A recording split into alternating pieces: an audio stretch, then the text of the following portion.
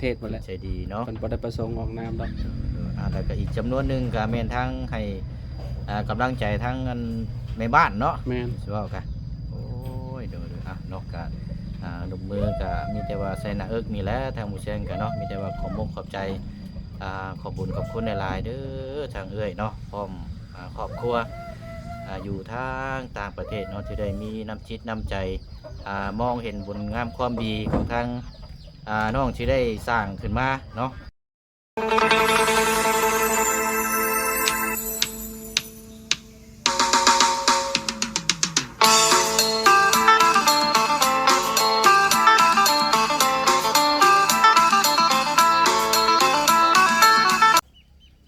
กราบสบายดีพ่อแม่พี่น้อง FC เบิดสุขุสุคนเนาะบ่ว่าสิอยู่ในและก็ต่างประเทศพี่น้องก็ยินดีต้อนรับเข้าสู่ช่องบ่าวลาวสตูดิโอคือเก่าคือเดิมพี่น้องเนาะเปิดภาพมาก็อยู่ที่เฮือนน้องไม้น้องทายคือเก่าคือเดิมพี่น้องเนาะมาอัปเดตเฮือนน้องทายน้องไม้ให้ FC เบิ่งนำกันเนาะนี่สบายดีเด้อน้องเด้อโดยพี่น้องเอ้ยเนาะเดี๋ยวพูดคุยกับน้องเพิ่นก่อนพี่น้องโดยน้องพี่น้องเอ้ยเนาะมื้อนี้บ่ได้ไปไสบ่ดูไปซ่อนป่าไปสอนปลาด้วยได้หลายบ่ลาบ่เคยกินฮะมันกินแล้วพุ่นตาอยากกินอ๋ออันนี้บ่ด้วยต่างแห้งไว้บ่ด้วยพี่น้องเอ้ยเนาะแมลงกินอีกด้วยแมลงกินใหม่พี่น้องเอ้ยเนาะจะไปกับไผไปกับหมู่ด้วยมาแต่เช้าพุด้วยเคยไปแต่เช้าจะไปแต่เช้าด้วยหมู่ก็ได้หลายบ่ด้วยแบ่งกันเจ้าก็ไปนำกันด้วยอ๋อต้องแบ่งกันคิดว่าไปหาหน่อไม้บ่ได้ไปหาหน่อไม้บ่ไปหาหน่อไม้บ่มีคนซื้อช่วงนี้บ่มีคนซื้อด้วยหน่อไม้มันออนไลน์เนาะด้วยคนก็เลยแบบบ่ปานใดพี่น้องเอ้ยเนาะช่วงนี้เนาะเปิดชื่ออยู่ไสก็ได้หั่นน่ะพี่น้องเอ้ยเนาะแบบหน่อไม้ไผออกหลายช่วงนี้เนาะหน่อไม้ไล่ยังได้เนาะยังบ่แม่นยามมันพี่น้องเอ้ยเนาะไม่อะไรยังบ่ได้เอาถ้ายามมันนี่ก็คือแบบบ่อึดอีกนี่เนาะพี่น้องเอ้ยเนาะธงนึงก็สิบ่แพงเนาะธงนึงก็ประมาณ 10,000 กีบพี่น้องขายอันนี้ขายธงละ 30,000 มันก็ชื่อเพิ่นก็ต่ออยู่บ่อันหน่อไม้ที่ว่าเจ้าเฮ็ดถึง 10,000 แนวนี้ได้ด้วยบ่ได้ขายธงละ10-20,000แล้วนั่นนี่บ่ได้ขายธงละ30แล้วด้วยธงละ30กับบ่จักชื่อแล้วของมื้อเนาะขนาด 10,000 ก็ยังยากบ่ด้วย 10,000 ยังบ่มีคนซื้อโอ้พี่น้องเนาะของไผจักแขวนไว้อยู่หั่นน่ะของแม่ค่อยของแม่เจ้าบ่พี่น้องเนาะบ่มีคนซื้อเคยเอาต้มอีกบ่มีคนซื้อแล้วเจ้าต้มเม่นกินอีกบ่โดยคือเป็นวัดบ่สบายบ่ฮะเจ็บคอโดยอ้าวบาดเลยตากฝนมาบ่จักเมื่อวานนี่เจ็บคอเจ้าบ่เจ็บบ่เป็นวัดได้นี่เนาะเดี๋ยวอ้ายสิเอายาให้เนาะช่วงนี้ก็เป็นวัดหลายพี่น้องบ่ว่าสิพอตู้7ปีลูกลาวเนาะแล้วก็น้องทายตอนนี้พี่น้องเนาะเจ็บคอว่าซั่นกำลังเริ่มแล้วอยู่ใกล้กันหลายมันก็เป็นได้พี่น้องคือเฮาคือกันเนาะมาถ่ายประตู7ปีอยู่ใกล้กับเรานี่เมื่อวานนี่ปวดหัวแห้งกันเลยรู้สึกแบบปวดหัวจนบ่อยากถ่ายฮอดคลิปพี่น้องเนาะมันเวลาเฮาอยู่ใกล้กันเฮาบ่ได้มีผ้าปิดปากเด้คือเจ้ากับลูกเราเป็นเจ้าก็ไปลิ้นน้ำลูกเราแม่นบ่ลูกเราไปลิ้นอยู่นี่แม่นเรามาลิ้นอยู่นี่เนาะลิ้นอยู่นี่ก็ต้องติดน้ำกันกับชมเจ้าพี่น้องเนาะทางน้องท้ายนี่ก็กำลังเริ่มเนาะข่าวว่าจะไปตากฝนนี่แฮงเป็นไว้ได้น้องเอ้ยโดยคืออ้ายเพิ่นว่าถ้าอยู่ใกล้กับประตู7ปีเฮาก็บ่ได้ปิดปากนะพี่น้องตอนนี้เริ่มร้อนหน้าบึนๆอยู่เมื่อวานนี่ปวดหัวเมื่อวานมื้อนี้คือแบบทรงสิ อาการก็สิบ่ไหวเลยแหละพี่น้องตอนนี้ฮ้อนหน้าไหมต่อหรือว่าข่อยควรภัยบ่เลยวันแนวใดไฟอยู่นี่พี่น้องเนาะฮ้อนหน้าวุ่นๆอยู่ตอนนี้นะจะว่าสิบ่สบายแบบเมื่อวานนี้มันปวดหัวอยู่เนาะพี่น้องเอ้ยคมปากพร้อมตอนนี้นะเจ้าก็คมบ่ปะฮะคมปากอยู่บ่ โดย กินยังกระแซบอยู่บ่ซะตอนนี้ โดย ยังแซบอยู่ โดย ยังได้อยู่ซะเนาะเจ้าเด้ เขายังแซ่บ แซ่บ เป็นไข่ บ่ได้เป็นไข้ โดย ต่อไปก็ติดกันแล้วนี่อยู่นำกัน ต้องกินยาเนาะกินยาต้านเมียนรู้สึกว่าตัวเองบ่สบายแล้วก็ต้องกินรถเนาะบ่มียากินเนาะ โดย พี่น้องไงเนาะหลายคนก็เนาะซอยน้องเพิ่นเด้อว่าซั่นนะพี่น้องตอนนี้ก็เนาะแบบทีมงานก็พากันถ่ายเนาะน้องๆเพิ่น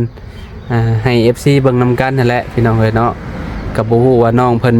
สิมีบุญวาสนาบ่เนาะสิได้มีโอกาสได้เฮือนได้ซ่านคือประตูเพิ่นบ่เนาะสำเฮาก็นี่แหละถ่ายอัปเดตน้องเพิ่นให้เบิ่งนำกันแต่ละมื้อเนาะพี่น้องมีพักมีหยังเนาะมื้อนี้เนาะ โดย เป็นพักอิหยังอ่ะนะน้อง นี่ พักหยังอ่ะ เขาพูดนี่ เอามาขายบ่เลยมากิน กิน ลงไปหามือเสาเลย บ่หาบางเช้านี่เลยเนาะ โดย ลงไปสอนเอาครับ อืมบ่มีผักกูด โดย แล้วก็ผัก บุ้ง ผักบุ้งเนาะแล้วก็ผักอีหยังอีกนี่บ่ฮู้ดอก หูภาษาเอิญนี่เลย ไม่ใช่ภาษาเจ้าเอิ้นผักหยัง ภาษาเอิญ อันนี้นี่น้ำมือเจ้านี่ผักหยัง กด ปล่อย พ พ ว ว ง ง ฮะ ปล่อยพวงปล่อยพวงกรวง หวยปุรังกลัว โอ้ยห้องยากแท้พี่น้องเอ้ยเนาะ โดย หมดจักเลยได้อายนะ หลายชนิดมันผัก ได้สำนี่เนาะ โดย มื้อแรงนี่ลวกกินได้นี่เนาะ โดย ลวกกินกับแจ่มบุกพริกหรือว่าป่นพี่น้องเอ้ยเนาะแซ่บคือการกินผักเนาะผักแบบบ่ได้ใส่ปุ๋ยใส่หยังพี่น้องบ่ได้มีสารเคมีผักปลอดสารพิษพี่น้องเอ้ยเนาะถือว่าโอเคเนาะพี่น้องเอ้ยเนาะก็เนาะเดี๋ยวจังเอายาให้น้องเพิ่นพี่น้องเอ้ยเนาะเอายาให้น้องทายเพิ่นเนาะ โดย เจ็บคอไอ้กับเบิ้งยังมีอยู่บ่ยาดีอมยาอมหรือว่าเบิดละบ่เนาะเพราะว่าอยู่ในรถเฮานี่เฮาซื้อมียาอมเวลาเฮาเจ็บคอแล้วก็ยาดีไข้เป็นพวกยาซาร่าบ่เนาะแล้วก็ล่าสุดนี่คือยาตัวนั้นยาอันเอื้อยทางต่างประเทศเพิ่นเอาให้ใกล้สิเบิดแล้วพอดีเลยเอาให้เจ้าก็ยังเหลืออยู่หน่อยนึง โดย พี่น้องเนาะมีบ่ถุงมีบ่ถงเอาไปใส่ยาเอาถงมาเดี๋ยวสิเอาใส่ถงให้เนาะ โดย พี่น้องเนาะเจ้าก็รู้สึกว่าคะแนนมาเป็นละกินต้านเมียนเด้อน้องไม้เนาะจะหน่อยไปหันไปหนีบ่ไหว้ได้นั่นแหละถุงนั่นแหละโอเคเนาะไปจะไปเอายาเนาะเดี๋ยวเอายาให้น้องทายเพิ่นก่อนพี่น้องเนาะพี่น้องเนาะเดี๋ยวเอายาให้น้องทายเพิ่นก่อนเนาะนี่ยาตัวนี้คือยาแก้ปวดลดไข้กินหลังอาหารเจ้ากินข้าวแล้วเจ้าก็กิน โดย เด้อแล้วเอาให้โอ้ลายแล้วบ่ลายแล้วโอเคเนาะกินกันเมียนเด้อน้องเด้อ โดย เบิ่งเอาตัวใดให้อีกบนพี่น้องไว้เนาะมียาอมบ่เบิ่งใส่มึงโอ้ยาอมบ่มีพี่น้องไว้เนาะมีแต่ยาตัวนี้น้องเด้อ โดย เอาไปกินลองเบิ่งเด้อ โดย ตอนนี้ยังบ่ได้ปวดหัวแล้ววะบ่ได้ปวดหัวบ่ โดย โอ โอเคโอเคเอาไปกินเด้อ โดย อ่ะขอบใจหลายๆอ่ะ โดย โดยหายไวๆเด้อ โดย ไปซะน้องละ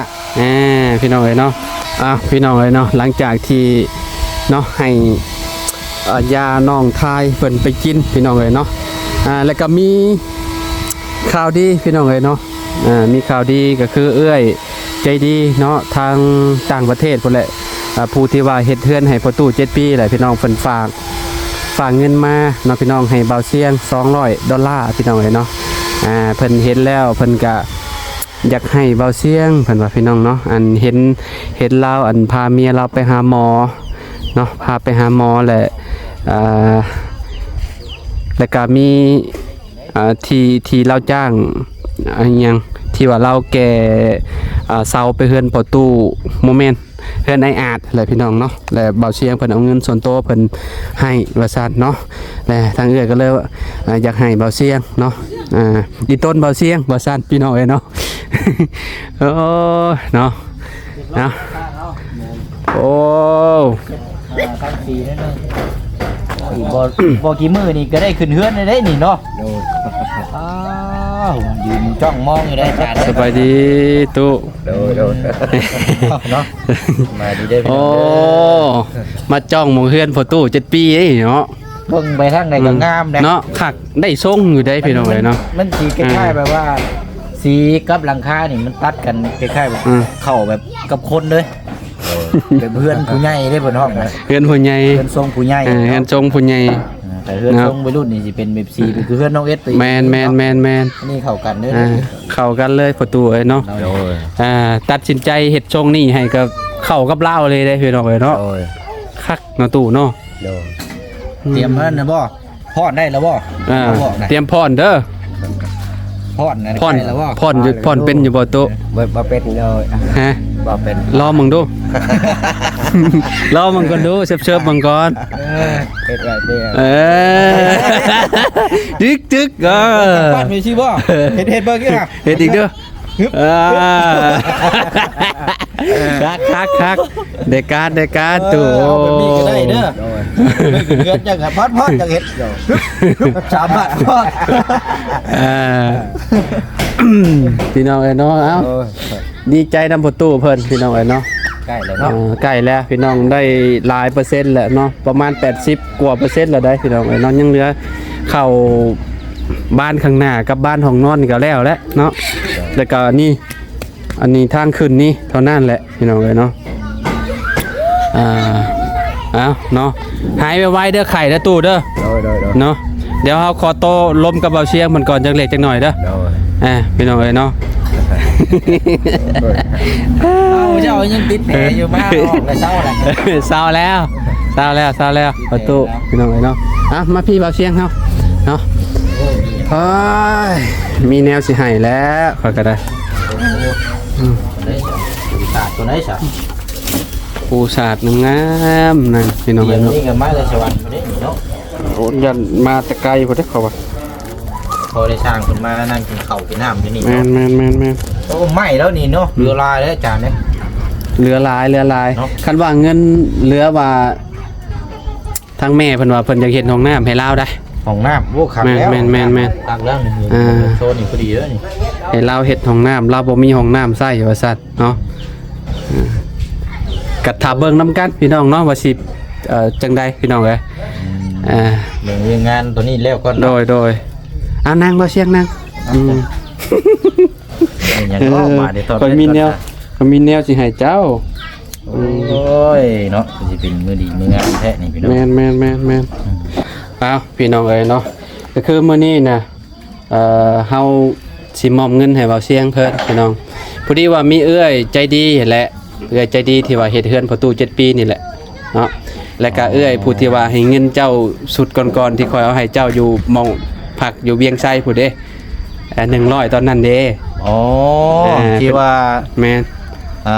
ซอยค่าบ่แม่นค่าเนาะคันสิว่าก็เห็นบุญงามความดีเนาะเช่นเคยซอยเคล็ดแหละจกเงินส่วนตัว แม่นอันนี้ก็คือกันอันนี้เพิ่นก็สงสารเบาเสียงว่าซั่นที่เราแก่เสาอันเฮือนอ้ายอาจบ่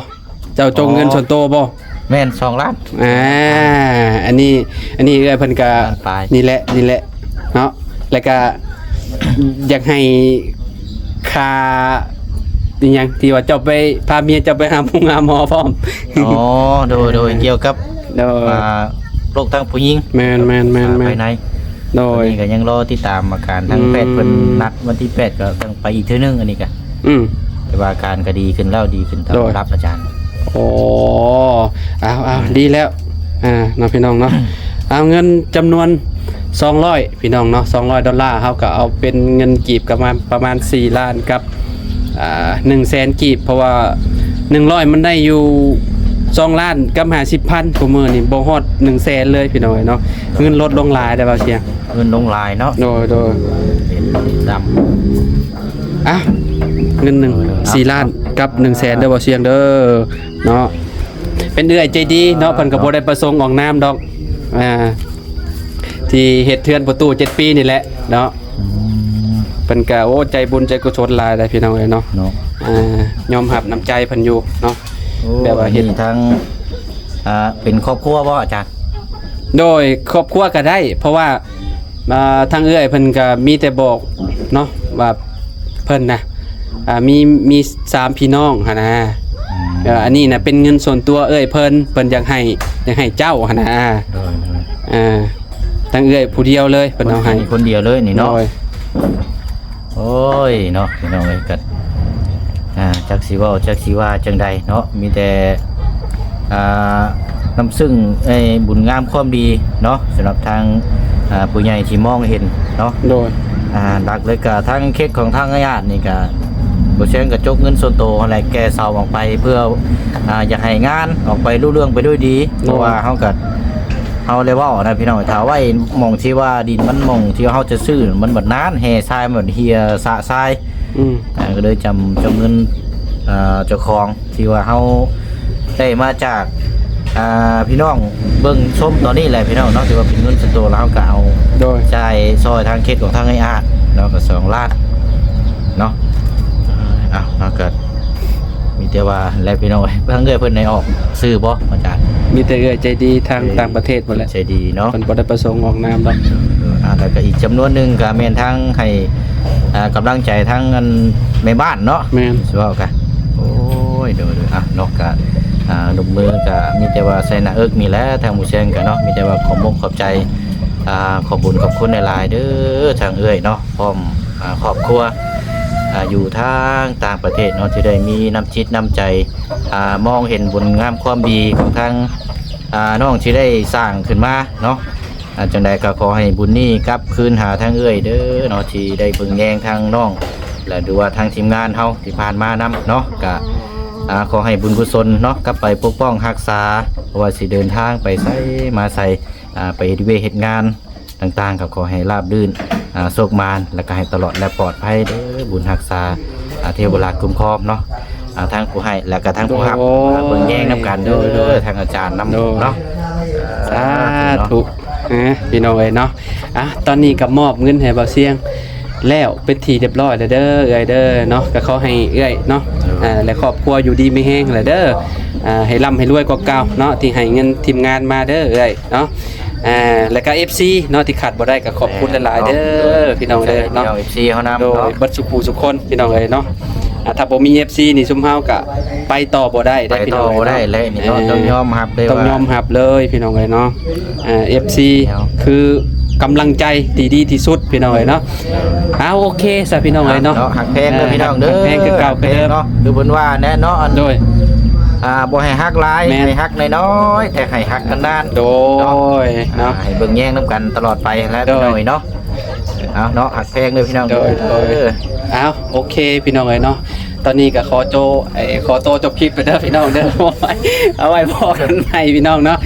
ขอบคุณหลายๆเด้อที่ติดตามพี่น้องสบายดีเด้อพี่น้องเด้อบ่สุขสุขคนโอเคพี่น้องเนาะตอนนี้ก็เฮือนประตู7ปีเพิ่นก็กำลังลงมือใส่บานประตูอยู่พี่น้องเนาะยังเหลืออยู่ฝั่งนี้ติเนาะประมาณนี้เด้อพี่น้องเดี๋ยวจังว่ากันใหม่เนาะขอบคุณพ่อแม่พี่น้อง FC เบิดสุขสุขคนที่ติดตามไว้พอกันใหม่สบายดีเบิดสุขสุขคนพี่น้อง